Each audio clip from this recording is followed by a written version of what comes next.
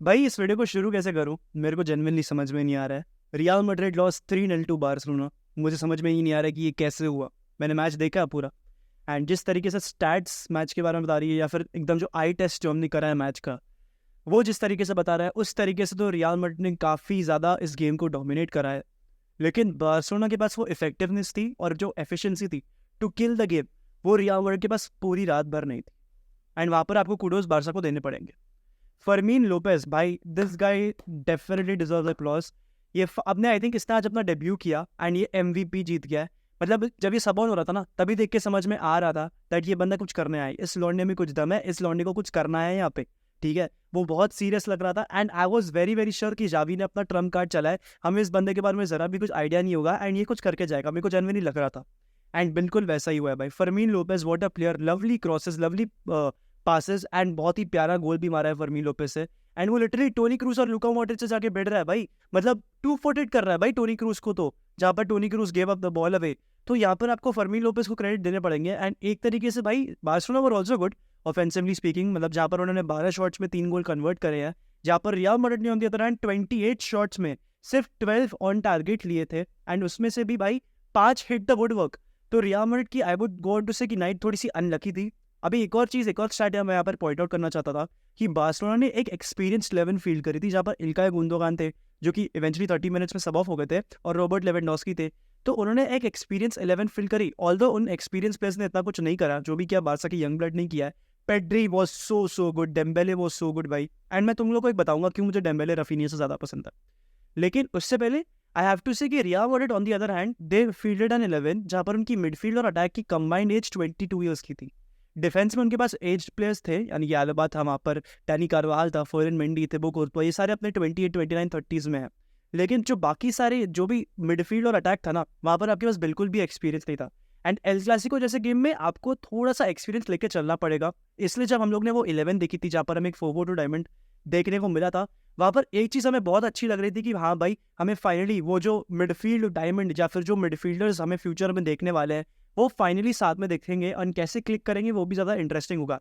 And to be very honest, after a good 15-20th minute Madrid की midfield click कर रही थी। Madrid की मिडफील्ड में मुझे वो पैटर्न्स दिखाई दे रहे थे जो मैं फ्यूचर में भी एविडेंटली देखना चाहूंगा। लेकिन that it is not about that, it is also about considering the negatives. आपको टोनी क्रूज जैसे प्लेयर को खिलाना ज़रूरी समझा था, बिकॉज जब टोनी क्रूज या फिर लुका मॉड्रिच खेलता है ना, तब guys like Camavinga, guys like Tchouameni, guys like Jude Bellingham जो कंपेरेटिवली यंग है, ये लोग को ना थोड़ा सा कंफर्ट आता है, बिकॉज दे नो कि हमारे पास एक एक्सपीरियंस वेटरन है हमारे साथ जो जानता है गेम को थ्रू एंड थ्रू आउट। ठीक है, हम स्टिल एक्सपीरियंस पे आने वाले फेज में है, लेकिन these guys have seen it all, these guys have played multiple world cups, these guys have played multiple world cup finals and बहुत सारी चीजें हैं टोनी क्रूज और लुका मॉड्रिच के पास जो कि इन चारों के पास अभी भी नहीं आई। ठीक है, तो वो कंफर्ट यहाँ पर क्लियरली लैकिंग था, थोड़ी बहुत अंडरस्टैंडिंग भी लैकिंग थी। लेकिन मेरे को एक बहुत ही अच्छा पैटर्न ऑफ प्ले और एक सिस्टम दिखा यहाँ पर। मेरे को सिर्फ ये नहीं दिख रहा था कि कार्लो एंचेलोटी अपने इंडिविजुअल ब्रिलियंस पर रिलाई कर रहा है, बट यहाँ पर मेरे को एक एविडेंटली स्टाइल ऑफ प्ले और एक पैटर्न समझ में आ रहा था। लेकिन एक ड्रॉबैक जो ये 4-4-2 डायमंड खिलाने का है ना, जहाँ पर आप फ्रांक गार्सिया और कारवाल को ऊपर डिप्लॉय कर दोगे, वहाँ पर एक बहुत बड़ा ड्रॉबैक है, क्योंकि आपके फुल बैक्स आगे जाना बहुत पसंद करते हैं, जो आगे चार्ज करते हैं एंड एक तरीके से 2-3-5 कंप्राइज करने की कोशिश करते हैं, जहाँ पर आप विनीशियस, रोड्रिगो, जूड बेलिंगम और फ्रांक गार्सिया और डैनी कार्वाल को डिप्लॉय करने का सोचते हो, वहाँ पर ना उसके थोड़े से इल इफेक्ट्स भी है। चुआमेनी को पसंद है कि वो थोड़ा एट टाइम्स बॉल को कैरी करके आगे लेके जाए, कामाविंगा को भी वो चीज़ बहुत पसंद आती है। तो एट टाइम्स रियल मैड्रिड ना बहुत अलोन फील करती है जब ट्रांजिशन करती है सामने वाली टीम, एंड ये ना एक मैड्रिड के लिए बहुत बड़ी प्रॉब्लम रहा है, चाहे आप 4-3 में देख लो, एंड अभी बहुत एविडेंटली दिख रहा था कल रात को 4-4-2 डायमंड में। मेरे को 4-4-2 डायमंड से कोई प्रॉब्लम नहीं है, एज लॉन्ग एज हम बहुत सारे चांसेस क्रिएट करें। एंड टू बी ऑनेस्ट, गोल मारना या फिर गोल स्कोर करना हमारे लिए पिछले 2 गेम में प्रॉब्लम नहीं था। तो आज ऐसा क्या डिफरेंट था? प्रॉब्लम था कि हमने वो जो बैक फॉर्मेशन है उनकी, जहाँ पर बार्ले लेफ्ट बैक पे खेलता है, अराओहो रहता है, उनके पास क्रिस्टेंसन रहता है और कूने रहता है, वो हमारे लिए एट टाइम्स प्रॉब्लम क्रिएट करते हैं। हमने ये बहुत बार देखा है इन गेम्स, एंड अभी भी टू बी वेरी ऑनेस्ट दोस्तों, हमने उस बात का सोल्यूशन नहीं निकाला है। हमने आज बहुत सारे शॉट्स अटेम्प्ट किए थे एंड वो हमारे लिए एक पॉजिटिव होना चाहिए। हमने बहुत सारे चांसेस क्रिएट करे थे, वो भी हमारे लिए एक बहुत बड़ा पॉजिटिव होना चाहिए। But we should also look in to our defensive virtues. हमारे डिफेंसिव वर्च्यूज इस समय बहुत ज़्यादा ही पथेटिक है to be very honest. And भाई अगर और चीज़ों के बारे में बात करूँ ना, बार्सिलोना ने काउंटर अटैक पे काउंटर अटैक लॉन्च किया in the first half and they got the result. यहाँ पर मतलब पूरी काया पलट हो रही थी। यहाँ पर फर्स्ट हाफ में मैड्रिड पोजेशन डोमिनेट कर रही थी एंड यहाँ पर Barcelona were playing on the counter. And ये हमने पहले भी देखा है लास्ट सीजन 22-23 सीजन में, जब बर्नाब्यू पे बार्सा आई थी और वो 1-0 या कुछ ऐसे ही जीते थे। वहाँ पर हमने ये सेम चीज़ देखी है। प्रॉब्लम पता है क्या है रियल मैड्रिड के at this very point? Real Madrid का डिफेंस इस समय क्लिक नहीं कर रहा है। मतलब मिलिटाओ इंडिविजुअली ठीक कर रहा है बट वो भी रैश डिसीजंस ले रहा है and that is down to the fact कि भाई एडर मिलिटाओ अभी भी एक्सपीरियंस ले रहा है। वो 24 का है and for a defender that is a good age. मतलब I would still consider him a young defender. Alaba had a good game I would say, but Ferland Mendy was so pathetic. Ferland Mendy बहुत ही ज़्यादा खराब खेला है। मतलब Saudi Arabia भाई आप हमको 20-30 मिलियन दे दो या फिर हम ही आपको 20-30 मिलियन दे देते हैं, लेकिन हमसे प्लीज़ फर्लिन मेंडी को लेके जाओ। मैं 1.5-2 साल से रो रहा हूँ कि भाई इस प्लेयर को हटाओ। जब हमने चैंपियंस लीग भी जीती थी तभी भी अगर तुमको याद हो मैं कंप्लेन कर रहा था भाई कि हमें फर्लिन मेंडी हमारा लेफ्ट बैक नहीं चाहिए। He is not good enough to play for Real Madrid. He might be good for the bench but he is not good enough to start for us regularly. ये बहुत evidently ना बहुत time से Madrid fans को समझ में आ जाना चाहिए था। मैंने ये बहुत पहले ही बता दिया था तुमको एंड बहुत लोगों ने मेरे साथ डिफर किया था कि भाई जैक ग्रिलिश के अगेंस्ट जो उसने क्लियरेंस की थी वो तुम्हें याद है क्या?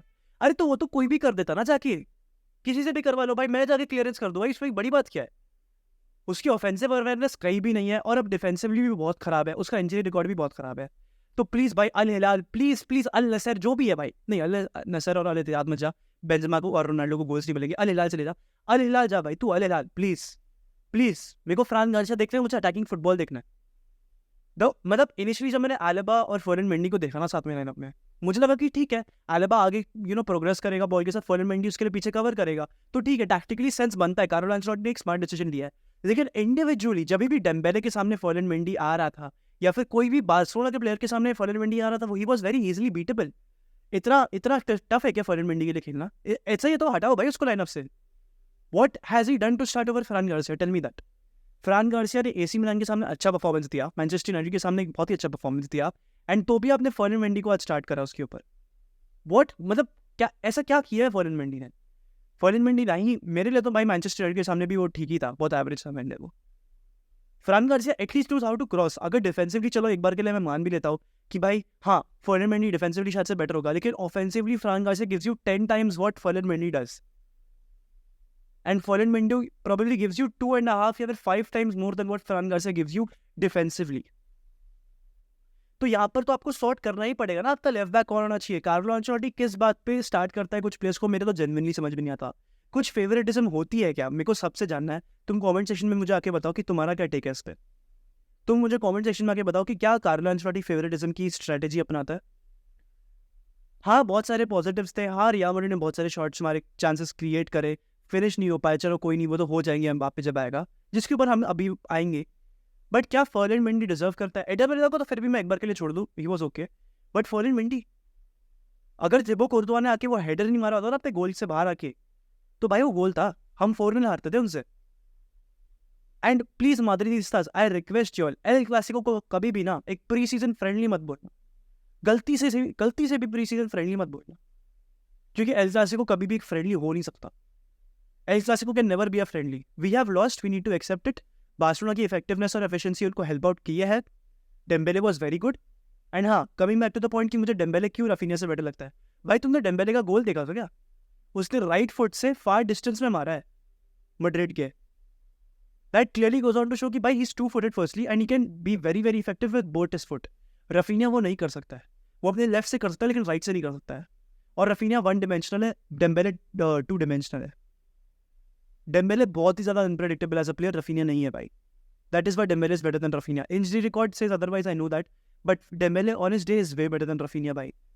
Dembélé on his day is a world class player, Raphinha is it, that is the truth. अभी कुछ बासा फैंस को मेरी बात बुरी लगेगी क्योंकि Raphinha contributed to Barça's La Liga triumph, but that is the truth भाई। Dembele is better than Raphinha. And अभी मैं विनीसियस जूनियर और रोड्रिगो के ऊपर आना चाहता हूँ। भाई रोड्रिगो को करना क्या है, मेरे समझ के बहुत परे है, जनरली बोल रहा हूँ, मेरे समझ के बहुत परे है रोड्रिगो को क्या करना है। इतनी इनकंसिस्टेंसी रोड्रिगो, इतनी इनकंसिस्टेंसी। अगर उसको रियल मैड्रिड में रेगुलरली खेलना है, अगर वो नंबर 11 उसने डॉन किया, he has to be consistent. तीनों गेम्स में रोड्रिगो वाज ओके ओनली, अब तक मुझे रॉड्रिगो का बेस्ट या फिर उसने बहुत ज़्यादा इफेक्टिवनेस दिखा दी है, मुझे अब तक नहीं दिखी है। विनीशियस जूनियर से फिर भी दिखी है, यूनाइटेड के अगेंस्ट ही वाज गुड, मिलान के सामने he scored the winner, and Barca के सामने उसने बहुत सारे चांसेस क्रिएट किए, तो I am happy with Vinicius. लेकिन विद रॉड्रिगो, विनीसियस की बस एक मिस्टेक थी कि वो अब तक मतलब वो एक्सेप्ट नहीं कर पाया कि कारिम बेंजेमा 11 में नहीं है, और उसका अभी थोड़ा सा रोल जो है वो 18 यार्ड बॉक्स के आसपास होना चाहिए, ना कि एकदम ड्रिफ्ट वाइड विंगर वाला। वो उसको थोड़ा सा गिव अवे करना पड़ेगा अगर एम्बापे नहीं आता है, अगर मैड्रिड एक स्ट्राइकर के बिना खेल रही है, और अगर रियल मैड्रिड एक 4-4-2 डायमंड में खेल रही है, या to play near the 18 yard box. उसको वो समझने की जरूरत है, जो कि कार्लो एंचेलोटी उसको समझा देगा। He will get him practice and he will get him worked up with that. तो मुझे उस चीज़ की वरी नहीं है, लेकिन ये एक बहुत बड़ा की पॉइंट है जो विनीसियस जूनियर को देखना पड़ेगा। बट बाकी भाई, kudos to Barcelona, kudos to Fermin Lopez, amazing player, and I hope कि उसका फ्यूचर अच्छा हो बार्सा के साथ, because I think he is a Spanish talent also, तो for that I have to say that भाई। बट ऑल इन ऑल भाई, एक बहुत ही बढ़िया परफॉर्मेंस। पेड्री मक्खन भाई, पेड्री तो लिटरली मक्खन है। There is a reason why we call Pedri probably top 3 or top 5 midfielders in the world right now. There's a absolute reason why he is probably one of the best midfielders, या फिर top 3 top 5 midfielders right now out there comfortably. And यही कहना था भाई मेरे को, और तो उतना कुछ बोलने लायक मैड्रिड ने मेरे को छोड़ा नहीं है। एंड विद दिस यार, हाला मैड्रिड अभी यूवेंटस के सामने मैच है, देखते हैं तब क्या होता है। आई होप हमें कुछ बेटर परफॉर्मेंस देखने को मिले। एंड अगर इतना ही था तो आप जोसेलू को खिला देते यार। जोसेलू ने 15 मिनट में 2 शॉट ले लिए ऑन टारगेट। बारसा के सामने हारो ना, फ्रेंडली हो चाहे नहीं हो यार, अच्छा नहीं लगता है, ठीक है ना, because they are your most important player, you have to play well against them.